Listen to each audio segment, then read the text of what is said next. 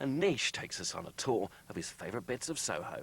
Possible to really do anything. There's a very famous story when we were doing an episode that actually won the Emmy for the best comedy series that year. It was called The Devil and Peter Tork, and it was Faust. It was the Devil and Daniel Webster. It was the Faustian legend. Peter had sold his soul to the devil in order to be able to play the harp, which he'd always wanted to do. And when we found out, we said, Peter, you can't do that. You can't sell your soul. You might go to hell. Well, the NBC censors said, before we filmed, reading the script, you can't say the word hell on television. You cannot say the word hell on television. Makes our problems seem Bob Rafelson said, what are you talking about? This is Faust. I said, you know, come on. And they said, sorry, you can't. So we got to the scene, and what we did, we said, Peter, if you sell your soul to the devil, then you'll end up going to that place that we can't say on television. We were constantly trying to push the envelope a little bit, and we were trying to get little bits about the war in a bit, but it was very, very difficult. But you were kind of quite.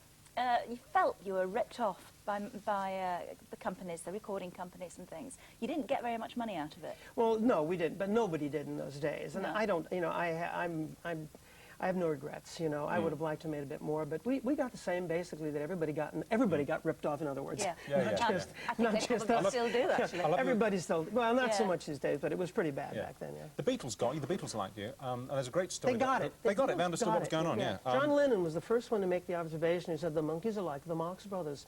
And that's a much more accurate analogy than the Beatles. We were more like the Marx Brothers than we were the Beatles in many ways. Yeah. Well, it's great to see you.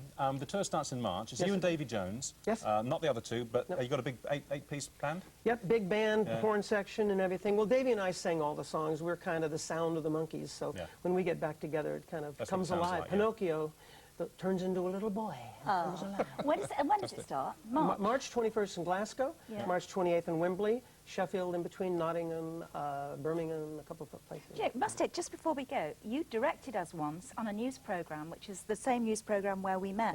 Yes. Do you remember that? In Granada. Granada Reports. Yes, at Granada. We were also... And it was one of the first British news shows you directed, and we can still remember on our earpieces hearing this American... We didn't know it was you until we came out. We heard in our earpieces this American's voice saying, you only have 4 cameras? 4? And only one tape machine? What's happening? How did we do a show? Yes, I remember the production manager saying, this is not America. Well, nothing's changed, Mickey. If you want to visit our gallery, just back there afterwards, you're welcome. Okay. Lovely to see you again. Yeah, good to see you. Have a good tour. Thank you very much. Nice to meet you.